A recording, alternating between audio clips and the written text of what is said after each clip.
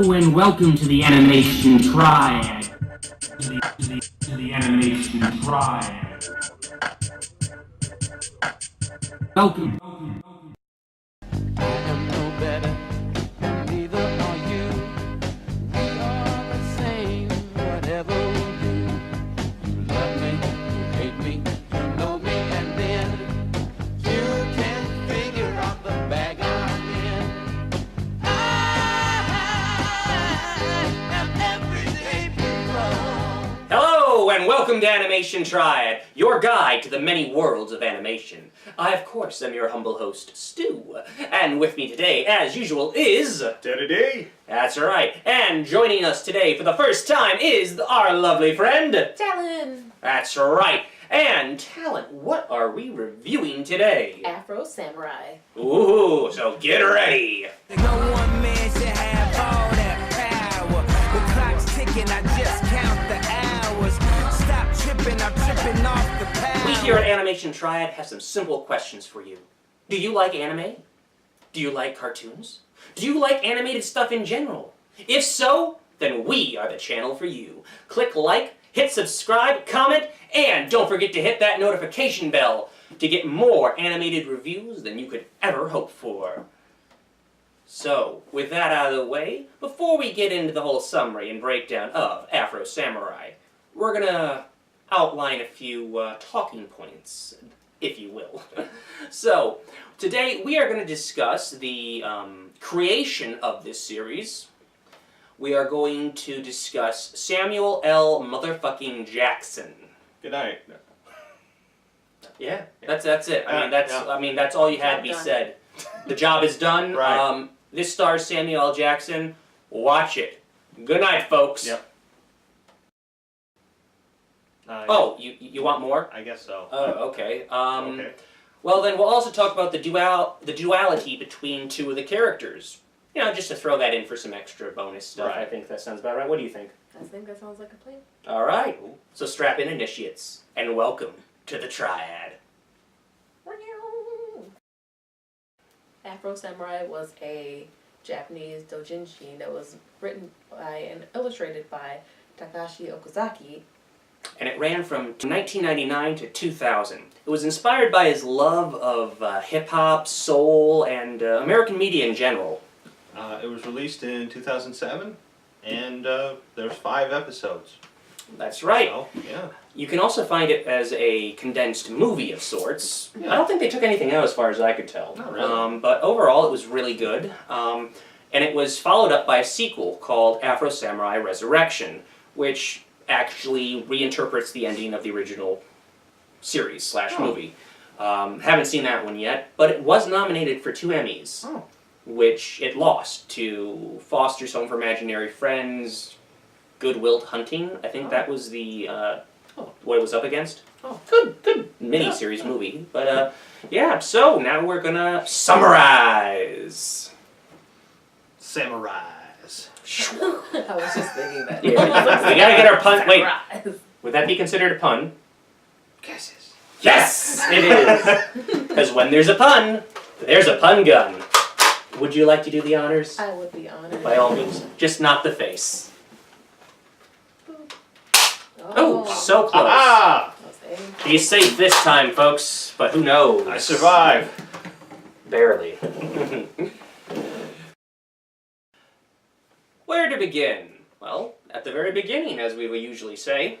So, we open with a young Afro. That literally is his name. Right. With his father, Yes. whose name is kind of mentioned once, I think.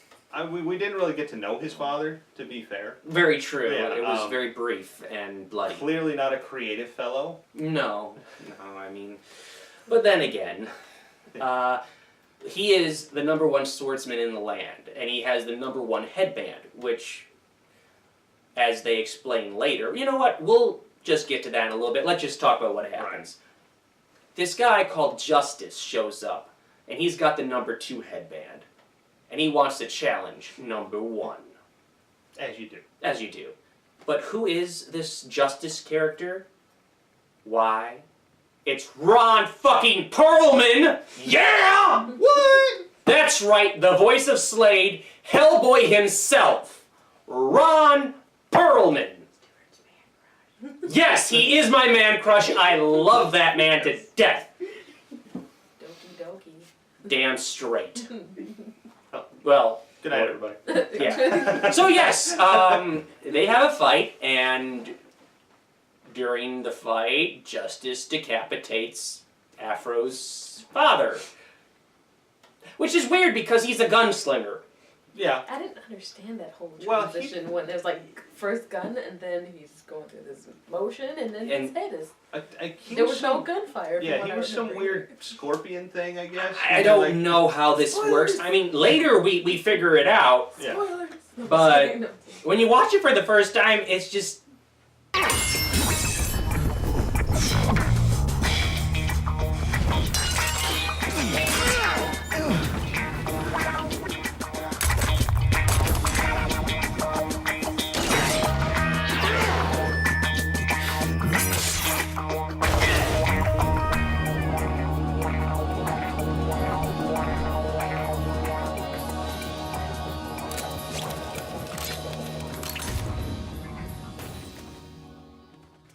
Yeah. Yeah. It's like out of nowhere. Yeah. So Justice then decides, you know what, I'm not going to kill you. Because, oddly enough, he was kind of an interesting villain. He didn't show up much. No. But he was a very interesting villain because, like, he could have easily just killed little Afro right there. But, he was just like, if you want to challenge a god, come at me when you're older. So, he has a warped sense of honor? Yes. warrior's code in a way, maybe? Yes. Yeah. I mean, later on you realize that he's got a lot of sneaky moves and stuff, but I Right. mean, like, everyone does in this series. Nobody Yeah. fights fair, so to speak, except maybe... Would you consider Afro fighting fair for the most part?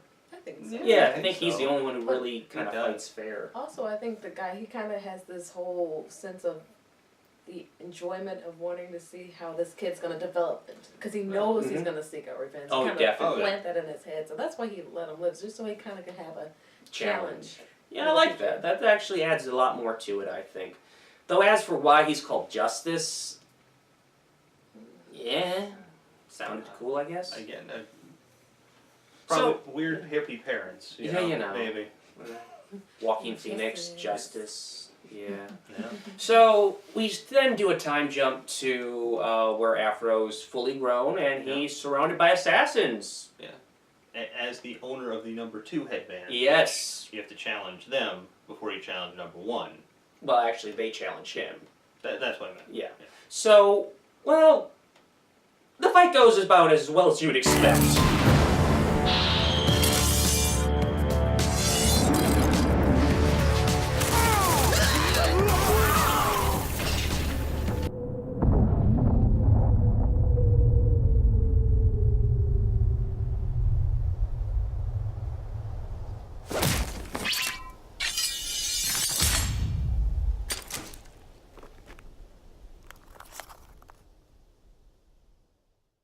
I took this job because I thought you were just a legend.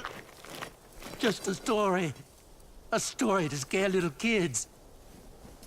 But you're the real deal, the demon who dares to challenge God. So what the hell do you want? Don't seem to me like you out to make this stinking world a better place.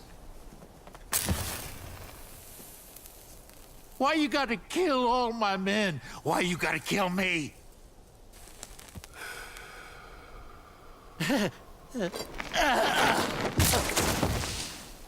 Nothing personal. It's just revenge. And in all honesty, I think that fight scene, the end of it, especially, really talks a lot about his character with his one line. What was your guys' read on that? I mean, he's pretty much like how he kept saying. He's like he moves in a straight line. He doesn't stop. yeah. So I mean, if you're gonna get in his way, it kind of comes with the territory. It's like Yeah. it's nothing. Mm-hmm. I have a mission to make. If you're gonna get in my way, then this is what happens. Mhm. Which, Nothing personal. it hurts a lot of his relationships. Yes, Yeah. very much so. But I think it also, well, I think it's interesting though. It adds a level to his character, which he's very straightforward about what he wants. Right. And, well, we see in the distance that he's being tracked by some weird-looking monks with, like, number tattoos on them. Yes. A number motif. We later find out that these guys are known as the Empty Seven. They want to get the headbands from Afro so they can challenge Justice and become, basically, God. Because whoever controls the headband number 1 is considered basically a god. Why that is, they don't really explain. Not really, no. No, it's a straightforward anime. It really is. There's no real, like, big reveals or anything too much. It's just, he goes from place to place fighting people. Yeah. And the fight scenes are awesome, aren't they? They're really good. Yeah. I guess the overlying structure is best summed up by a random barkeeper, really. Right. 2 ancient headbands, number 1 and number 2. If you have the number 1, you're like a god. Nobody can touch you. Except he who wears number 2. The trouble with that is... The trouble with that is that anyone in the world can challenge him.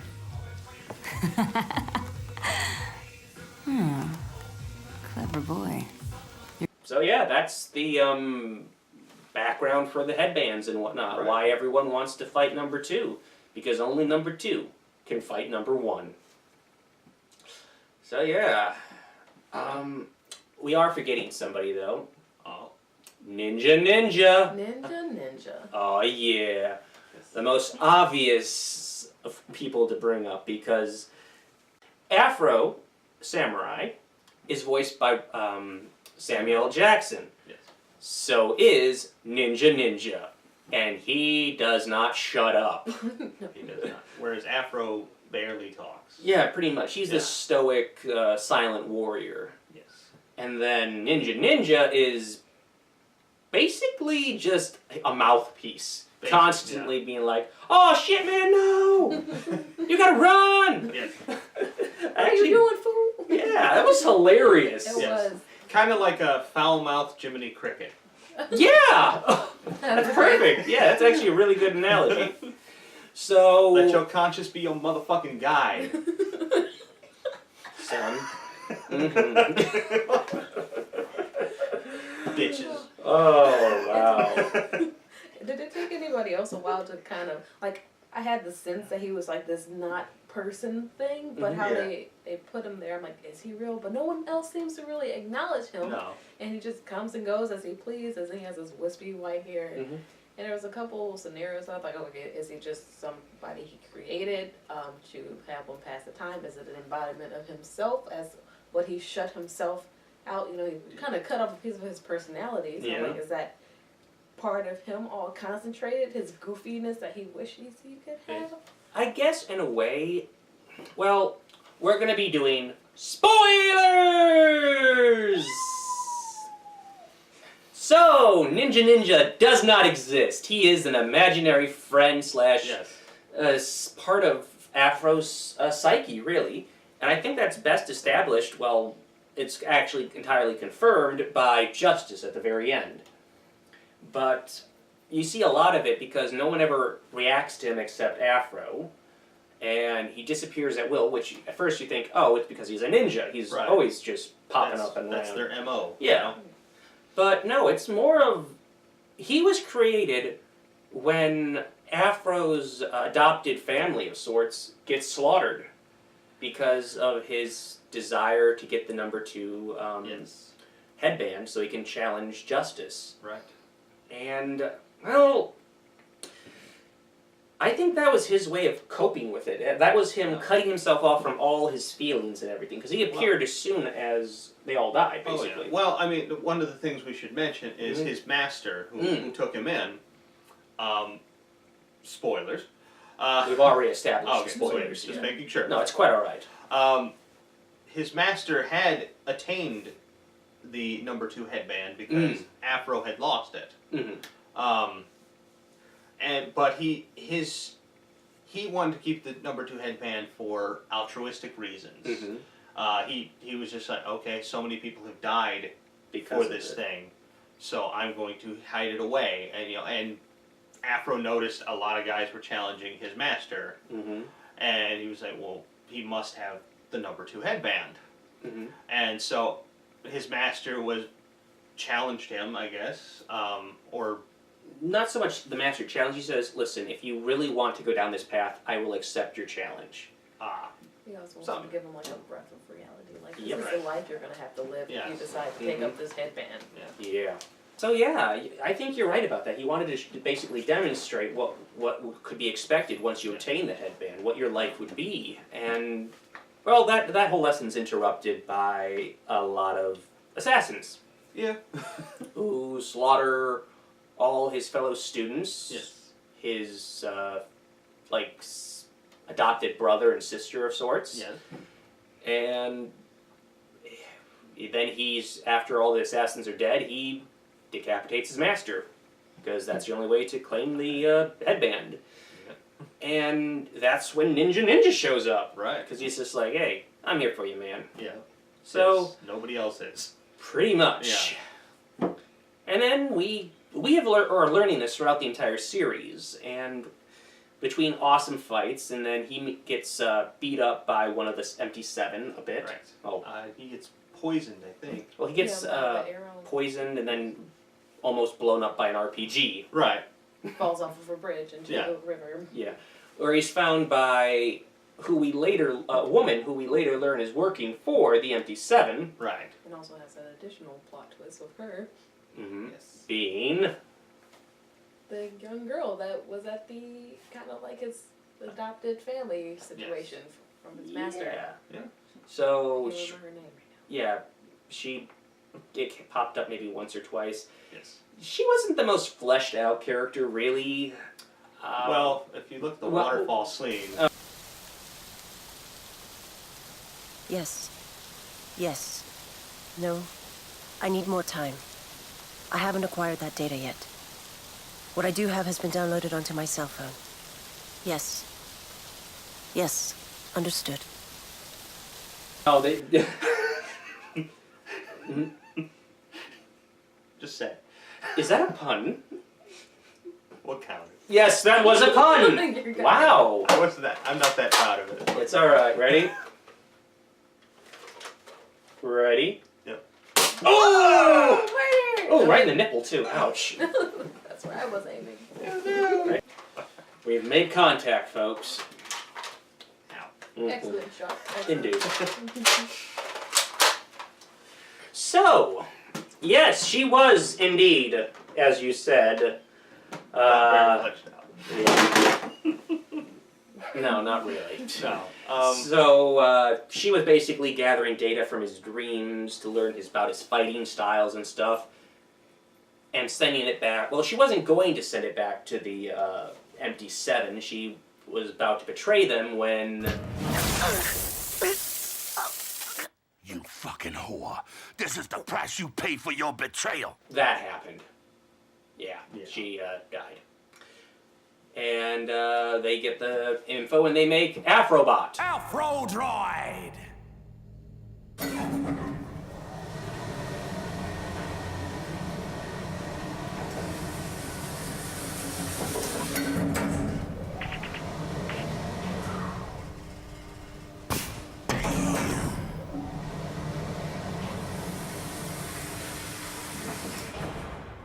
Afro droid. Ain't he lovely? It took millions of man-hours just to build his head. Many more technological breakthroughs to manufacture his full body. Or Robo-Afro. Robo-Afro, yeah, that was another way that you could say it. And I gotta admit, I love their reasoning, like, now we have the world's greatest assassins, and this is how they talk. Right. Well, why talk when I can just show you the fucking clip? You all make good points, my brothers. But why not just let skill alone decide for us? Hey, Battle Royale! Let bloody death pave our way to eternal life. A battle royale? Now, are you certain?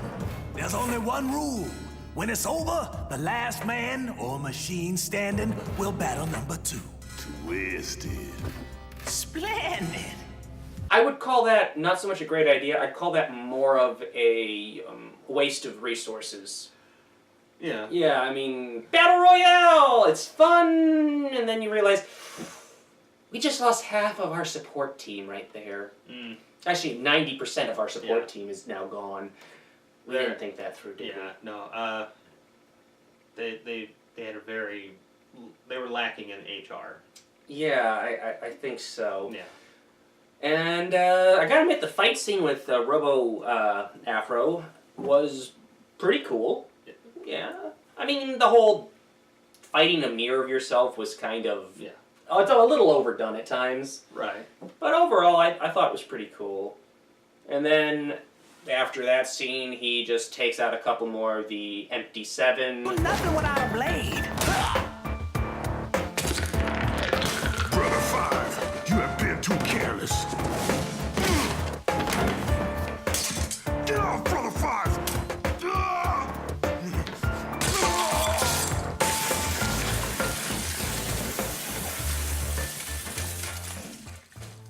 And then, you know, Robo Afro pops up again, going all Terminator looking. And, come with me if you want to live, motherfucker. Tangent. Alright. Whenever you go on a tangent, you have to pay the tangent jar. So, we then have actually a really cool fight scene in that one. But that's also another hint that Ninja Ninja was not there. He did not show up on any of the radar when the robot was doing infrared. No. Only Afro showed up. Now one could say, "Oh, he's a ninja," and I'm like, no, he's not there at all. Yeah. So. No ninja's that good. No, they can't hide their body heat that well. But this is interesting because we get a really obvious dick joke. Come on, man, that ain't even fair. We gotta come this far just to look down the barrel of that shit?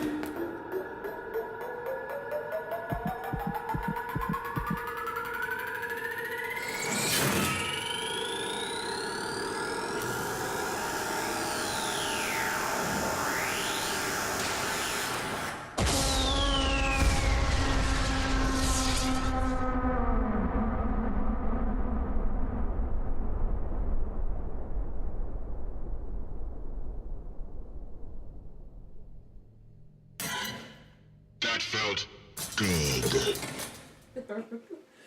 Yeah. Oh, wow. So, after defeating the last of the empty 7, he goes up the elevator to fight Justice. Or at least he thinks he's going to. Yes. And he is stopped. By Darth Teddy. No. Darth Kanye. It's Kanye West! Aw, snap. Just when I thought things couldn't get any weirder. What the hell is that supposed to be? I'm sorry.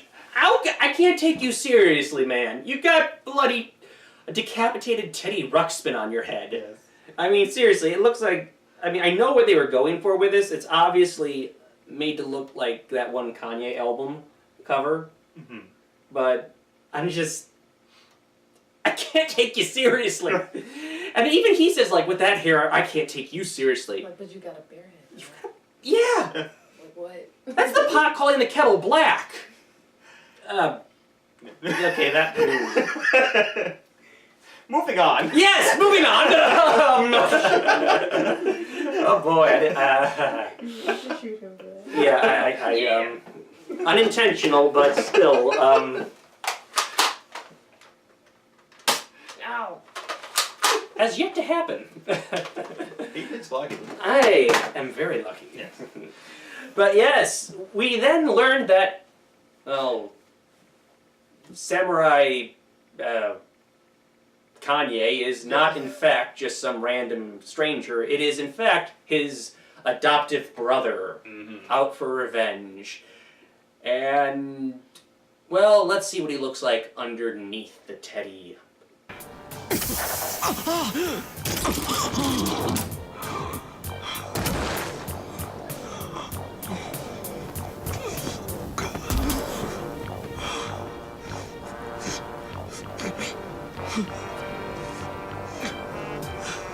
My tears have never stopped falling since that day. Gino.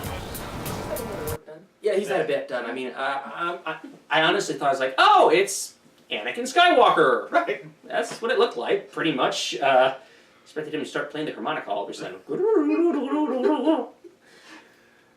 Yeah, so he gets chopped up after a very touching moment of manliness. Are we gonna show his creation scene where he's just like picking the... Well, wouldn't you be pissed too? I mean, they took your dick.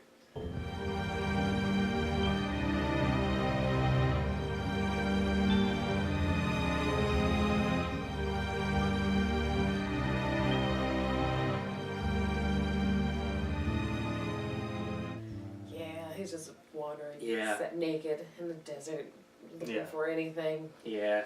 And then random assassins show up. Right. Yeah.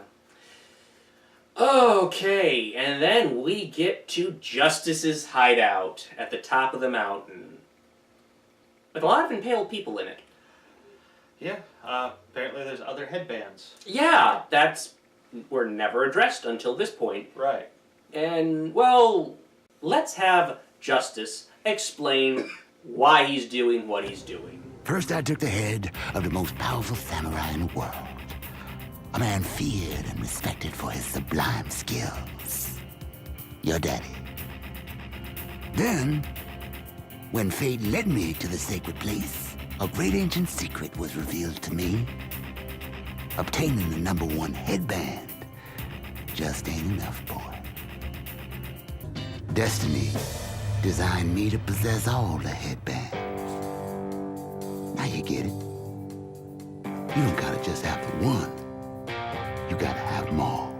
Then and only then will ultimate power be bestowed from a mystery beyond human understanding. I think your daddy knew. I think the only reason he accepted my challenge was to prevent me from learning this truth. Now, here, secluded in this holy place, I will defeat you and take both headbands into my possession. You're here to hand me the #2 headband, Afro Samurai, so that I may rule the world. I will be God. Yeah, if that makes sense to you, okay. It's... Okay, he just killed a lot of people. This kind of just came out of nowhere, didn't it? Yeah. Yeah. It was like, gotta kill them all! Yeah, pretty much. Gotta kill them all, Pokemon. Yeah. So, yeah, pay up for that one. So, we have a pretty awesome fight scene, and we actually learn how Justice actually got the best of Afro's dad.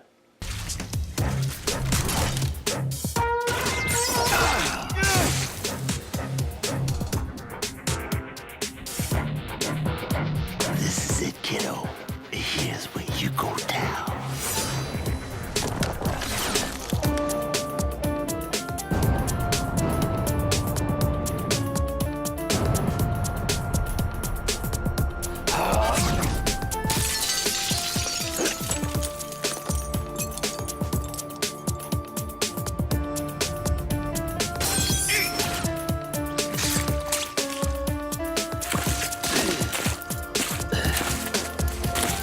Back arm. Yep. Scorpion. Apparently so. Oldest trick in In the the book. book, yeah. Who'da thunk? I certainly didn't see it coming. Most people don't. No. Haha. And he apparently can survive getting his head basically almost decapitated entirely.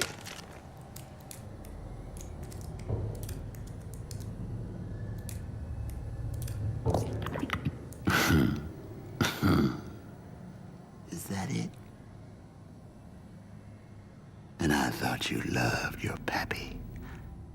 I thought all those souls you sent to heaven behind you mattered. But only now you see.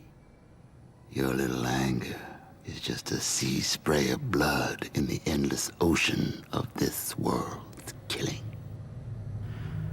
It's got no end and no beginning. Just the strong and the dead. Only cursed ones like you and I can stomach this truth.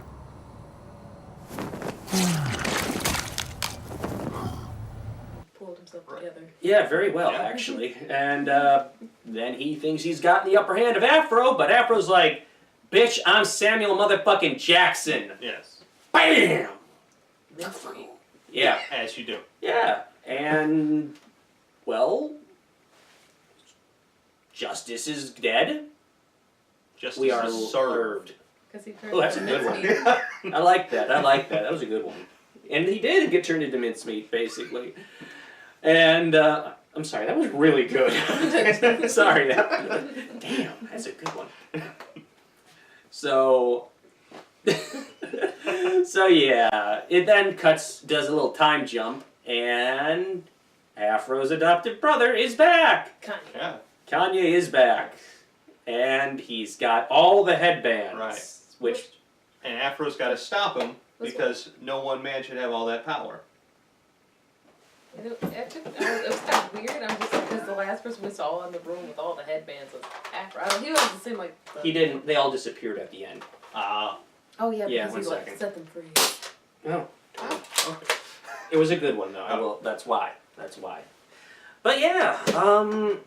Well. That's pretty much it. Oh, yeah. And then we see a short little 5-second clip of Justice's head, like his eyes opening up and going, bleh. So, yeah, that happened. Final thoughts? Oh, can we also touch a little bit on the animation style itself? Oh, of course. Because Of course, yes. A conversation in itself. Okay, so, before we move on to our final thoughts, we're going to talk a little bit more about the animation style.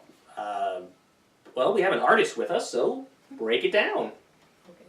Well, I was really impressed with it. It was a very, very, not only, it was kind of like boxy and sharp, but also very wispy at the same time, which is not an easy feat to accomplish. They had a lot of additional details and motions that you don't see people take a lot of time to do. Yeah, often.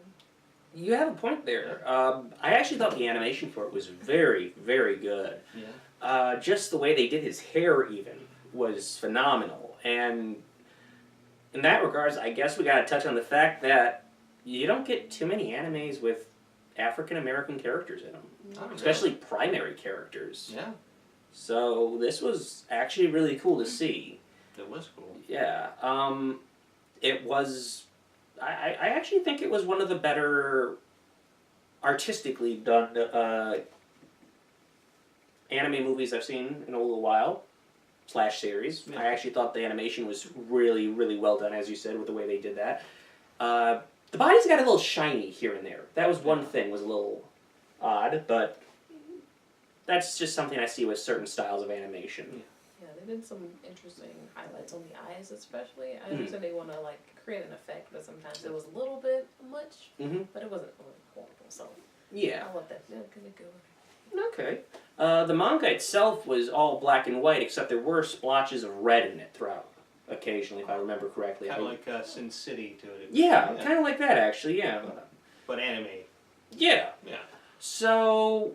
Well, we pretty much touched on the whole duality of Afro and Ninja. We talked pretty much about the creation behind it.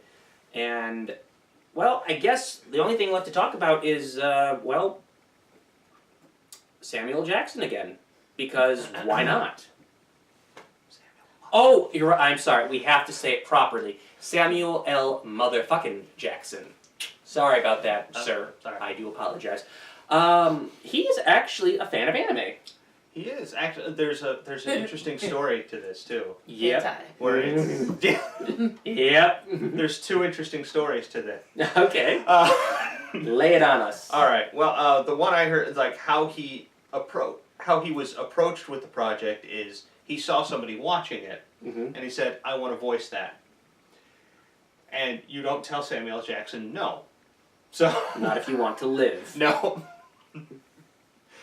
That was basically the story, but I just I thought that's like Samuel L. Jackson is known for doing the roles he wants to do, regardless of anything. If he thinks it's cool, he will do it. I think that's something I love about the man too. So I had respect for him in that regard. But what got him into anime was he was actually filming something in Japan, and somebody gave him a box filled with anime. None of it translated, and he just started watching it, and he loved it. He says, I could follow it. I didn't know what the heck they were saying, but I knew exactly what was going on. And he says one of his favorite movies of all time for anime is Ninja Scroll. Oh, that's a good one. Yeah, it is. Nice. Which I could kind of see some comparisons between that and this. Right. Definitely. But what do you guys think? Have you guys seen it? If so, did you like it? What do you think of Samuel motherfucking Jackson's performance? What about Ron Perlman's? You know I like it. And what do you guys think of the representation in it? Do you think they did a good job? Do you like the art style? And what are your thoughts on the sequel? Let us know in the comments below. We want to hear from you. As usual, hit like, comment, subscribe, hit that notification bell to get more of us talking to you. We need someone to talk to. Why not talk to us? So, as usual, I am Stu. Teddy. Talon. And we are Animation Triad. Awkward Zuko. Secret arm with knife. Decapitation duel. Bye-bye.